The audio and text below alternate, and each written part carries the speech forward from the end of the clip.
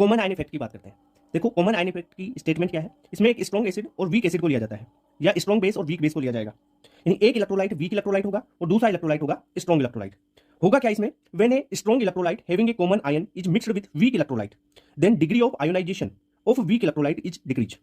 यानी बोल क्या रहा है कॉमन आयन इफेक्ट, अगर आपने स्ट्रॉन्ग इलेक्ट्रोलाइट और वीक इलेक्ट्रोलाइट लिया जिसमें कोई कॉमन आयन हो, यानी दोनों में एक आयन सेम हो, तब जो डिग्री ऑफ आयनाइजेशन यानी डिग्री ऑफ डिसोसिएशन या एसोसिएशन है वीक इलेक्ट्रोलाइट का, वो डिक्रीज हो जाएगा। अब कैसे डिक्रीज होगा वो समझते हैं। देखो कॉमन आयन इफेक्ट लगेगा किस किस पे, एक तो होना चाहिए स्ट्रॉन्ग इलेक्ट्रोलाइट और दूसरा वीक इलेक्ट्रोलाइट, और दोनों में एक आयन कॉमन होना चाहिए। ठीक है, अब देखो कैसे लगेगा, जैसे CH3COOH है, एसिटिक एसिड है, इसको तोड़ा तो ये डिसोसिएट हुआ CH3COO- और H+ में।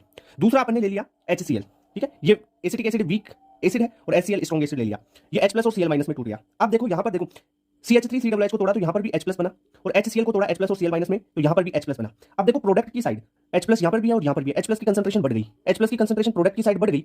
ठीक है सर, तो क्या होगा कि जो CH3COOH है भाई ये टूटना कम हो जाएगा, कम टूटेगा ना, क्योंकि यहां प्रोडक्ट बढ़ रहा है। ली चैटरलियर प्रिंसिपल पढ़ाया था ना मैंने केमिकल इक्विलिब्रियम में, उसी का एप्लीकेशन यूज कर रहा हूं। तो H+ की कंसंट्रेशन यहां पे बढ़ रही है, तो जो वीक इलेक्ट्रोलाइट है यानी एसिटिक एसिड है CH3COOH, इसका जो डिग्री ऑफ आयनाइजेशन यानी डिग्री ऑफ डिसोसिएशन है वो घट जाएगा। क्लियर सी बात है, क्योंकि H+ की कंसंट्रेशन बढ़ रही है। देखो H+ यहां पर भी है और इसमें भी है H+, इससे भी टूट क्या रहा है। अगर देखो इसका अपोजिट क्या होता है, odd ion effect. Odd ion effect में क्या होगा कि जो H+ है एक और दूसरा OH- होकर वाटर बना के निकल गया, तो भाई यहां से रिएक्शन फास्ट होगी। पर यहां पर तो प्रोडक्ट में एक H+ और दूसरा भी H+ है, यानी प्रोडक्ट की कंसंट्रेशन बढ़ रही है, तो भाई ये धीरे धीरे टूटेगा ना। क्लियर सी बात है, ठीक है, समझ में आ गई। अगर आपको जो degree of dissociation common ion के द्वारा हुई है वो पूछी जाए, न्यू डिग्री ऑफ डिसोसिएशन कितनी होती है, उसका एक फॉर्मूला है, और degree of dissociation due to common ion effect इसे बोलेंगे अल्फा डेस इज इक्वल टू Ka/x। अब यहां पे सर Ka क्या है, K जो आपने वीक एसिड लिया है ना, जो भी वीक एसिड या वीक बेस लिया है उसका डिसोसिएशन कांस्टेंट होगा K, और x क्या होगा, जो भी आपने स्ट्रॉन्ग एसिड लिया है, जैसे HCl यहां पे स्ट्रॉन्ग एसिड है, इससे जो H+ बनाया ना उसकी कंसंट्रेशन होगी x। क्लियर, तो ये common ion effect I hope बिल्कुल क्लियर समझ में आ गया होगा आपको।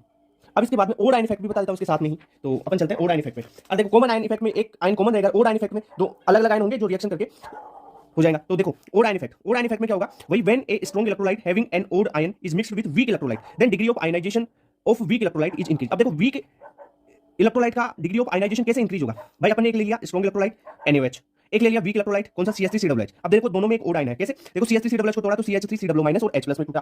ठीक है सर, और NaOH को तोड़ा तो Na+ और OH- में टूटा। अब देखो इनमें कोई भी कॉमन आयन नहीं है, कोई भी सेम आयन नहीं है। देखो एक H+ और दूसरा OH-, यानी ये ओड आयन है। अब H+ और OH- भाई वाटर बना लेंगे, तो ये प्रोडक्ट में से यहां से वाटर बना लिया, तो भाई क्या होगा, ली चैटरलियर प्रिंसिपल के अनुसार H+ और OH- रिएक्शन कर गई प्रोडक्ट में, तो रिएक्शन फास्ट होगी। रिएक्शन फास्ट होने का मतलब क्या है भाई, इसका अल्फा इंक्रीज होगा, डिग्री ऑफ डिसोसिएशन हो रहा है यहाँ पे, एसोसिएशन हो रहा है या डिसोसिएशन जो भी हो रहा है, डिग्री ऑफ आयनाइजेशन कॉमन हो सकते हैं, वो इंक्रीज हो जाएगा इसका। ये बात समझ में आई, तो ओड आयन इफेक्ट समझ में आएगा आपको। ओड आयन इफेक्ट में और जो कॉमन आयन इफेक्ट में एक तो होगा स्ट्रॉन्ग इलेक्ट्रोलाइट और दूसरा होगा वीक इलेक्ट्रोलाइट। अब जो फर्क पड़ेगा ना इनमें, कॉमन आयन इफेक्ट और ओड आयन इफेक्ट दोनों में फर्क पड़ता है ओनली किस पे, वीक इलेक्ट्रोलाइट पे। इसमें भी वीक इलेक्ट्रोलाइट पे फर्क पड़ेगा और इसमें भी वीक इलेक्ट्रोलाइट पे फर्क पड़ेगा। जो ओड आयन इफेक्ट है उसमें वीक इलेक्ट्रोलाइट का अल्फा इंक्रीज हो जाता है और कॉमन आयन इफेक्ट में वीक इलेक्ट्रोलाइट का अल्फा डिक्रीज हो जाता है। इतनी सी बात है बस, समझ में आ गई चीज, क्लियर, ओके।